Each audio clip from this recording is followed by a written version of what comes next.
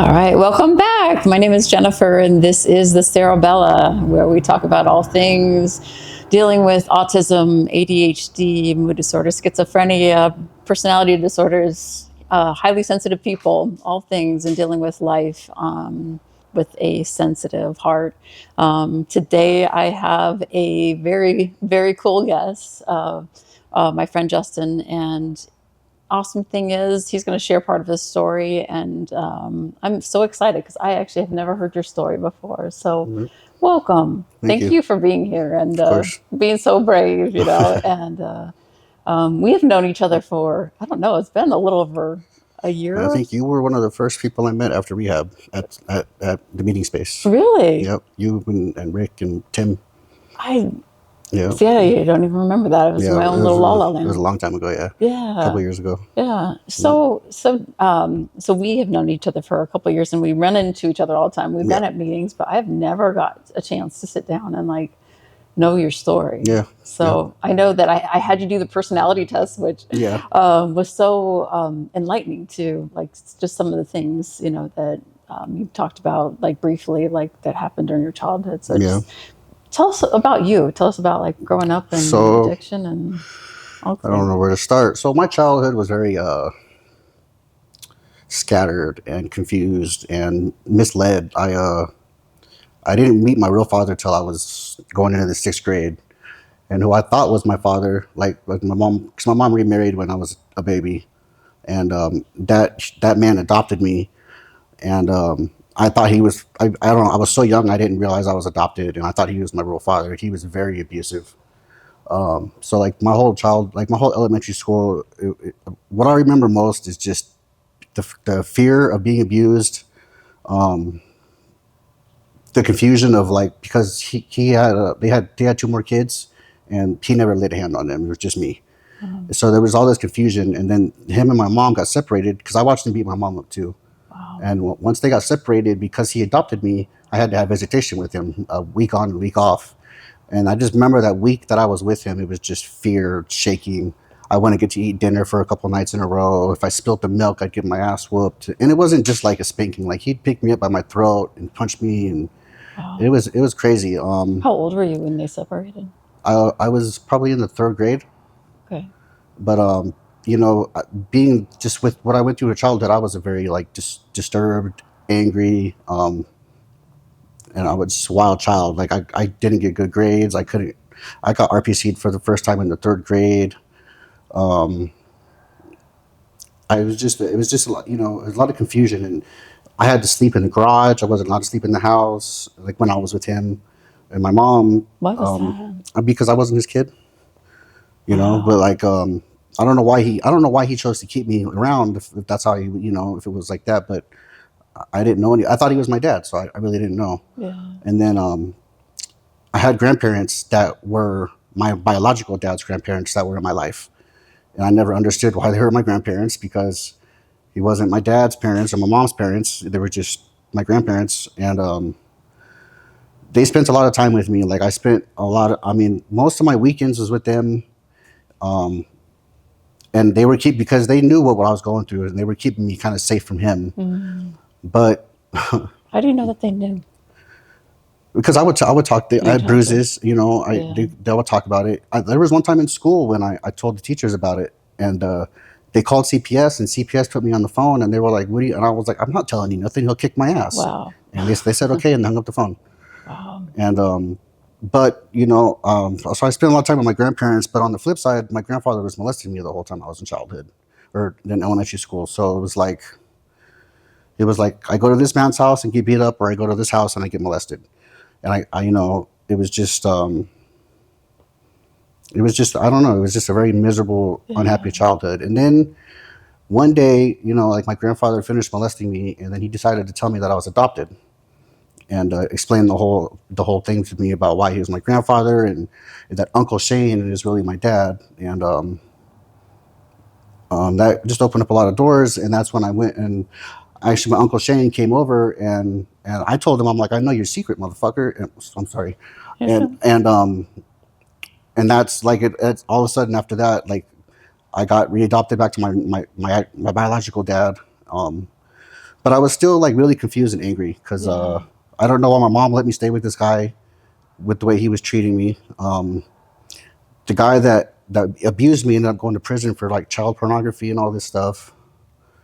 But so I went with my real dad when I was in the sixth grade, and things got a little better. I mean, I got more structure in my life because he worked me.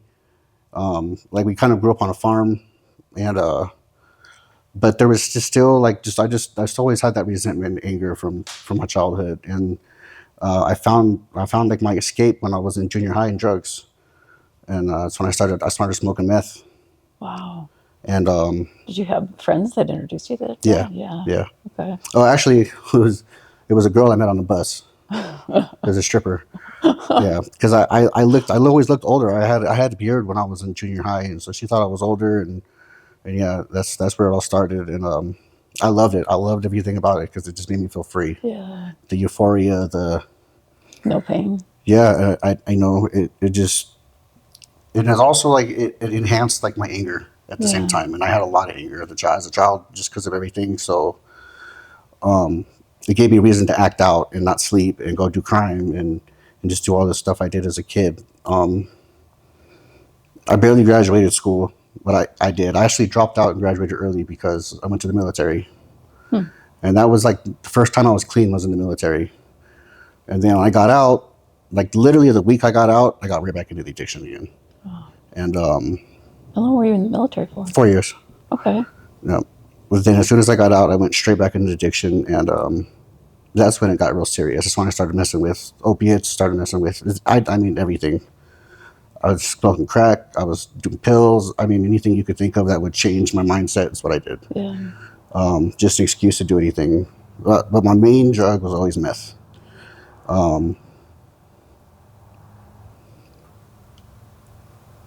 I got to a point to where if I didn't do drugs, like I would get into such a depression, I would try and kill myself. Like if I didn't have money to get high, I would get into this crazy depression, or I wanted to kill myself. And I tried many times, and then I never had the balls to actually go through with it.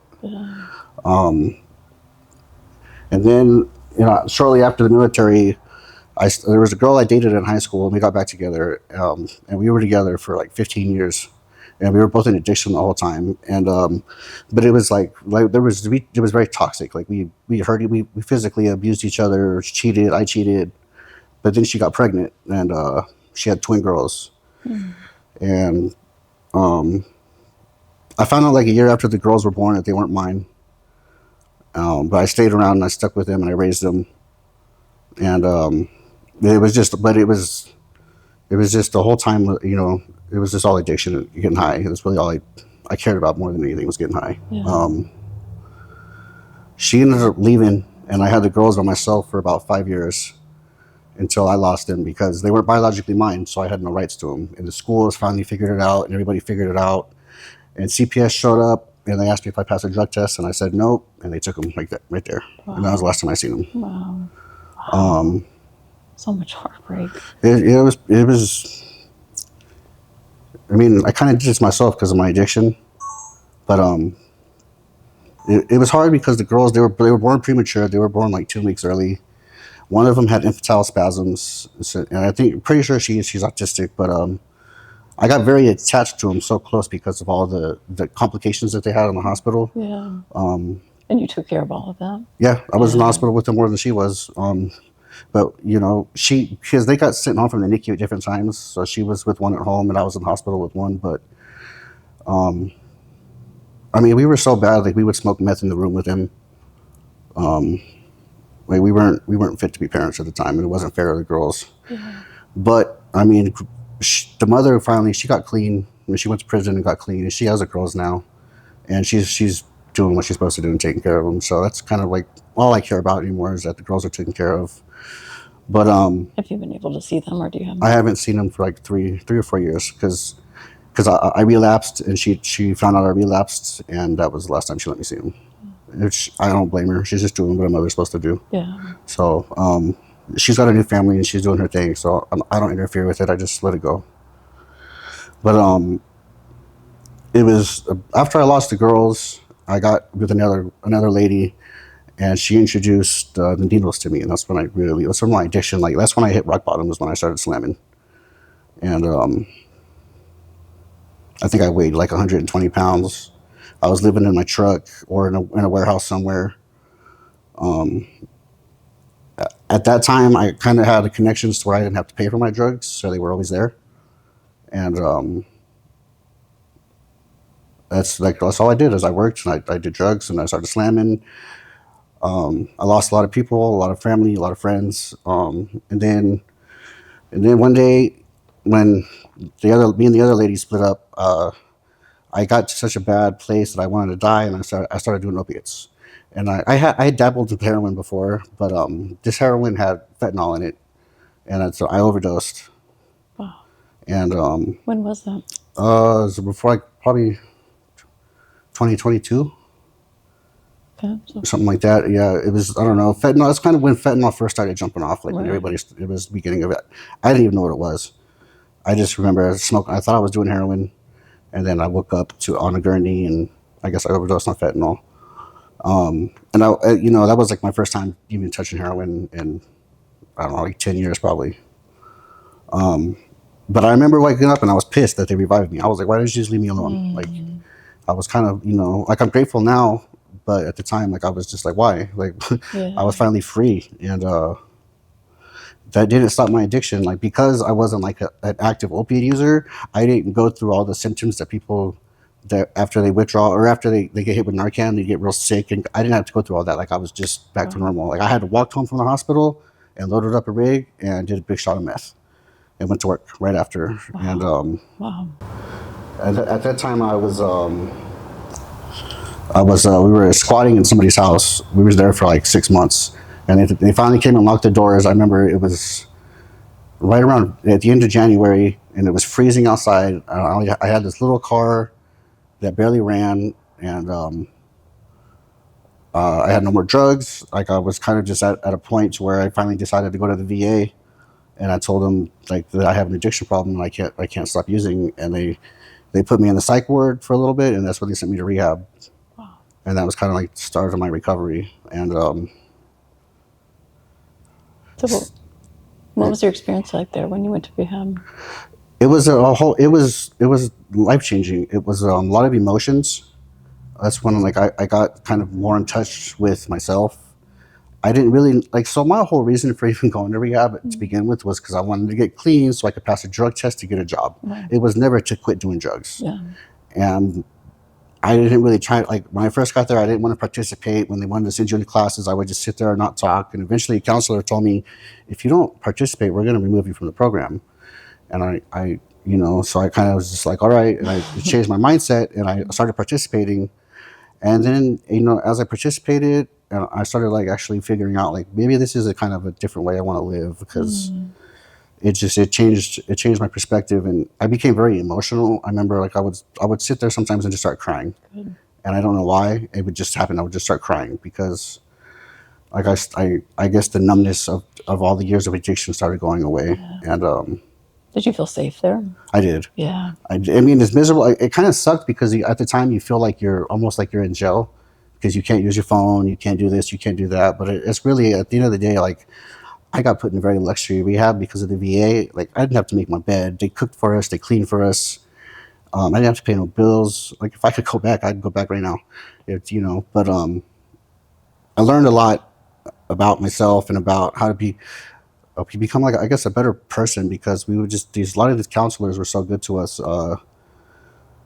I remember there was this doctor. His name was Dr. Bradley. He was a chiropractor, but he also would do some brain. He's a super smart guy. I don't know, and he would explain addiction to us in a way that just it made sense. And I just decided to actually try this thing. So I got out of rehab after 30 days, and about a week later I relapsed. And Why do you think you went back?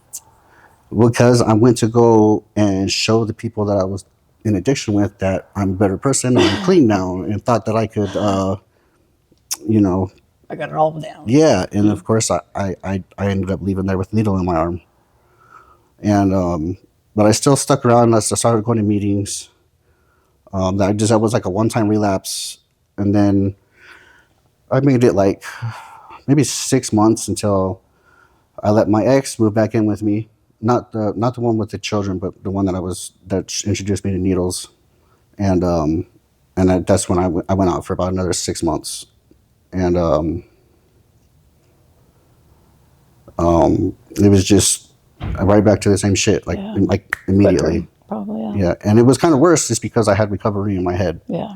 And I had a taste of what it was like Yes. being Yeah. like a person, like being a normal person, and I mean, like my family and everybody, they picked up on it right away. They could see the differences. Like I isolated, I got off social media.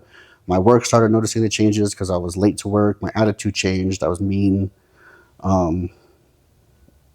but I couldn't get her out of my house for quite a while until I finally made her mad enough to hit me. And then that was the reason to get her out because of the domestic violence charge. But as soon as she got out, that's when I started getting clean again. And I don't know. I made it 18 months, but there was still a lot of work I had to do on myself before I relapsed again. I've learned that with addiction, like it's not something that you can just get clean and be okay. Yeah. It's like a process you have to always like work on and stay very vigilant in. Yeah. Has that been difficult through the years to Yeah. be consistent? Yeah, because like once you get clean and you stay clean for a little bit, you kind of feel like, okay, you got this. Right. Like there ain't nothing to get in your way. Right. But it don't take nothing but a relationship or an emotion to change it. It's one quick bad decision, and that's really all it took. And It's interesting that you've noticed some triggers, kind of your vulnerabilities. yeah, well, unfortunately, I had to learn them the hard way. Yeah. But because of people that stick around and reach out to me, like I've been fortunate enough to not give, because every time I relapse, I want to give up on the program because I blame the program and I blame everybody else except myself. Right. And people in my life have stuck around and reached out and done things to keep me around, and I'm grateful for that. And if it wasn't for that, I probably wouldn't be around still. But I still struggle a lot though with my emotions and my feelings, and I let them get the best of me. Yeah. Yeah. Combination of your emotions and head, Yeah. tell you things. And, I've worked in the addiction field for several years, been fortunate to be with people to counsel. And, obviously it's made me appreciate, times where I've been in the same way. I have a few years of recovery, but also the appreciation that, I could go back there in a second. Yeah, it doesn't take nothing but one bad decision. Yeah. So what is your motivation now? I know that you had a recent relapse, but do you feel like a new motivation to? I actually want to like figure myself out and figure out where my problem is, because I mean, even the last time that I got clean, I didn't work on myself. I worked on staying clean, but I was doing it for other people and I was doing it for the wrong reasons. So I actually want to do it for me. Like I don't want to live that life anymore. I don't want to be sick. I don't want to go through the fucking, I'm sorry, I keep swearing. I don't want to go through just all the emotions and everything that goes with the addiction. I want to live like a normal, clean life and not have to worry about if I'm going to pass a drug test, if I get randomly drug tested at work, or, but I want to do it for me. For the first time, I'm doing it for me, because before it was for my girls that I never got back, and then it was for a girl that I was with, and then it was just always for somebody else or for something else. It was never for myself. So this time I'm actually like working on it for myself. Do you believe you can do it? Yeah. Yeah. I think so. And you've had a sense of what it felt like, Yeah. as far as to be free. Yeah. Yeah. So what's going to change this time? What are you doing differently? I'm honestly working the program. I'm staying connected with men, staying connected with my sponsor. I'm putting trust in my sponsor, which is like hard for me to do, especially I have problems trusting other men because of just past relationships and experiences that have happened. I think because of my grandfather, what he did to me, and my dad. And so I just have a lot of problems like opening up and trusting, like especially men. But I don't really feel like, what do I have to lose? So I might as well just try it, so I'm just being open-minded this time. Yeah. I'm not so much. Before I was like so focused on getting like on my clean time. I was so focused on getting that next key tag, and like now I don't really care as much about that. I more care about just staying clean for that day and working on myself. Yeah. I'm trying to do it for more than just addiction. I'm trying to like do it for Justin, just to figure out who I am and how to be a better person, be successful, do things. That's amazing. So, I know that sometimes the fluctuation and emotions, and like you talked about, especially the suicidal, when we go to those lows, our brain doesn't like automatically, I'm in the program, yay, I'm going to work this. No. So have you thought about, because it sounds like you sometimes go to like that low place in order to really get you out of that this time, or like almost like protective factors is what we call them, like not going there, not calling this person, like just like the boundaries of like who's in my bubble, who's my little inner circle. Yeah. Yeah. I'm very vigilant about who I keep around me now and talk to now. But I think my problem has always been isolation, and that's what I'm working on too, is not being so isolated. Yeah. But I just have to stick with people that are in recovery and that aren't on, they're not doing drugs. And it's kind of hard these days because everybody is fucking doing drugs and getting high. Yeah. So, well, Sharon and I aren't doing drugs, so you can hang around us. Of course, I know. But I mean, they're just people, meeting new people, and even in the program, you can't really trust everybody. But I'm just sticking with people that I know have significant clean time. And I just kind of just taking my sponsor's lead, and whatever he says, I'm doing. Good for you. And just going with that. I'm very grateful to have the sponsor I have. He's such a good person. He's intelligent. But I'm just doing it I'm just doing it for me this time, not for nothing else but me. How much do you trust yourself? Not as much as I should. Okay. Start trusting yourself. I'm working on it. Yeah. I'm working on it. I first got to learn how to love myself too, Yes. I went through I'm not going to say it was the journey that I needed to go on, but, I had a bunch of years of recovery time, which didn't mean anything, I had a different form of addiction that, I own everything, every experience I had is now I know learning lessons, but at the time, like it felt like, why me? Like, I wanted to blame and victimize and stuff. But I say that because, I met a coach that saw something in me. It wasn't a sponsor, it wasn't the program, but not to negate those things, but really somebody that saw me and said, like, I'm going to teach you how to love yourself. And I remember in one meeting, I think it was my 12th year, and I just said, like, I was so angry. Well, I wasn't angry. I just said, we always say, like, let us love you until you can love yourself. And I said, like, if you, men or women, if you know how to love yourself, do us a favor and get with somebody and teach them how to love themselves. Because she was the first person that taught me how to, like, stop looking externally for things and to come inside. Like, she gave me stability, like, with my beliefs and, like, the stories that I would tell in my head and, like, just all my fragmented parts. And, like, for the first time, like, we were together 18 months. And that's why, the work that I do, even little kids, even with addiction, it's like us that have been through trauma, us that have experienced, the high sensitivity, like, you have no idea, like, what your body goes through and how we perceive things, the abandonment, rejection, all those things, like, is to, like, an 800 million, like, unless you're highly sensitive, like, you just don't know that, and we try to make reason of that. So I want to thank you so much for sharing your story and just the trauma that you've been through, and just knowing that, just stay close to us, and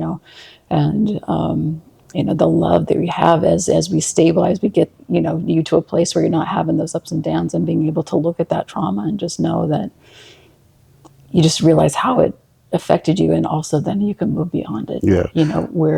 Where that's what I love, the beauty of the NA, because it teaches you all those things. It, like, as a family, like, we can't isolate. It teaches you, like, mothers and fathers, like, just basically how to be like a person, all the things we don't want to do. Aside from drugs, it teaches you how to grow, and just become a better person, and how to know yourself. Like, I feel like people that are normies that don't work a program are really missing out. Even if you don't do drugs, there's no reason not to work a program, because it teaches you a lot about yourself. Like, I know now I'm not so hyper focused on, like, trying to find happiness and trying to find way to be better. I'm learning to be okay with where I'm at, which has been a huge change for me. And just like I seen something about balance, like the yin and yang, balancing the negative and the positive. Right. And instead of like taking the positive and finding it to be such a low, I learned how to use it now, or the negative, I'm sorry, and taking it to such a low place. I'm learning now how to use it more as a lesson. That's great. And finding a way to get out of it. And I'm learning that the joy, this is what they said, that the joy is not in what comes of it. The joy is in the transformation. Right. And that's kind of what I'm trying to just stay in that mindset and focused on that. And instead of letting my depression or my negativity like be the death of me or be everything, I just learning to be okay in it. Yeah. And just surviving it. And then the happiness will come with that eventually. It will. It will. Well, as my coach said, nothing in your head is true. And I truly believe that now. It's like the beliefs that really try to take us down. And so, just working through that until, you can get to a different place. So awesome. Well, thank you for being here today. So appreciate you Of course, sharing your thanks for having story. me. And that's it for today. We'll see you guys next episode.